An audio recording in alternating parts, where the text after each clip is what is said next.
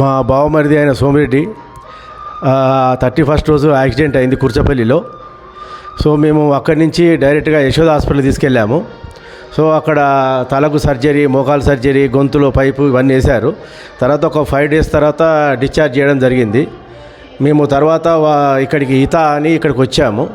ఇక్కడికి వచ్చిన తర్వాత ఒక 1 రోజులు ఉన్నాము. అప్పుడు వచ్చినప్పుడు ఆయన అన్కాన్షియస్లో ఉండే అతను ఇప్పుడు మేము ఈరోజు ఇంటికి వెళ్తున్నాము. చాలా బాగా సర్వీస్ చేశారు వాళ్ళు. ఇప్పుడు మా బామ్మర్ది ఎలా ఉంటాడో అని మేము చాలా బాధపడ్డాము. కానీ మీరు వాళ్ళు చేసిన సర్వీసు ఎప్పటికీ మర్చిపోలేము. అన్కాన్షియస్లో వచ్చిన వాళ్ళను మీరు కాళ్ళతో నడుచుకుంటూ వెళ్ళేలా చేశారు. మాకు చాలా థ్యాంక్స్ అండి. ఎప్పటికీ రుణపడి ఉంటాము మీకు. చాలా సంతోషం అండి, మాకు చాలా సంతోషం.